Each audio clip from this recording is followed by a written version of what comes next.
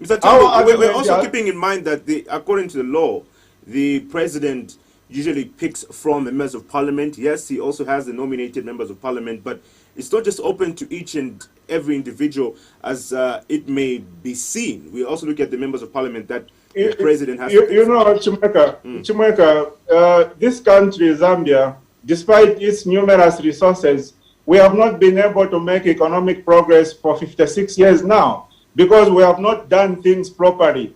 So if a new government is going to come and they want to insist on doing things in the same wrong way that we've done them for 56 years, then there's no point of the change that we voted for. There's no point whatsoever. So our expectation was that President Hakainde Hichilema, being a young man, being someone with his corporate experience, being someone with a solid CV that we see, he should have motivated to do things in a much better and different way. And our view is that the only sure way of running a competent government is by giving each and every qualified and experienced Zambian out there a fair chance to be appointed. Even so you mean outside? You mean outside members of parliament and nominated MPs? Is that what you're looking at? Yes, yes. In the law? Remember, Chimweka, that no one has been nominated as a member of parliament so far. So once he goes through that shortlisting process and identifies a person who is qualified, if that person is already an MP, then that's fine. If that person is not an MP but is qualified for the critical job of Minister of Finance, then that person can be nominated to Parliament and subsequently appointed as Minister of Finance. That is our argument. Okay, apart from the issue of Dr. Msokotwane, are you saying this is the way the president should do the next appointments? He should, advertise and then, have people interviewed for the next appointments that we're going to see?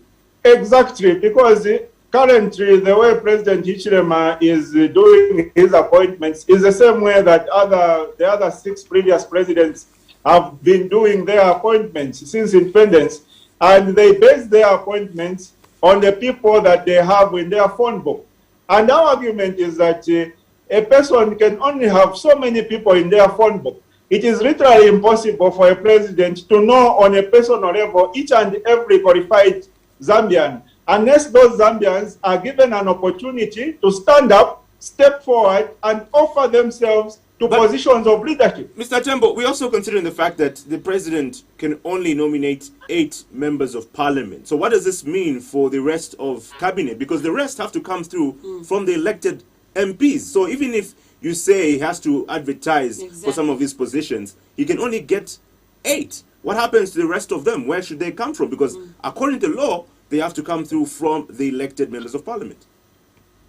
Yeah, so, Chimweka, you realize that in a cabinet, there are certain positions which are critical, and there are certain positions which are not that critical.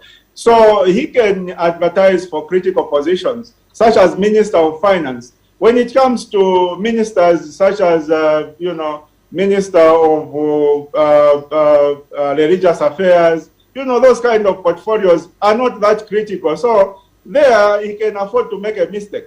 But he cannot afford to make a mistake when it comes to appointment of the position of Minister of Finance. That is what we are saying. Now, Mr. Tembo, we also cognizant of the fact that a minister is the policy maker. The chief executive officer of a ministry is a permanent secretary who is the technocrat in this case. So even if, for example, we have a minister who is not particular of that field, they are supposed to be guided by the permanent secretary. So then now, even if Dr. Msokotwane is Minister of Finance, he still has or is going to have the permanent secretary in that ministry who becomes a technocrat in this case. So what is wrong with having a technocrat who can even be advertised for that job, as you put it, and they're in that position guiding the works of that ministry, with the policymaker being the politician here on ministerial level?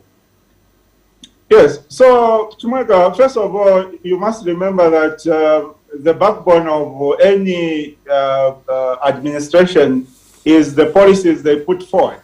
So as a policymaker, the minister is more critical than the permanent secretary, because the permanent secretary merely implements the policies that have already been formulated by cabinet, where that minister actually sits.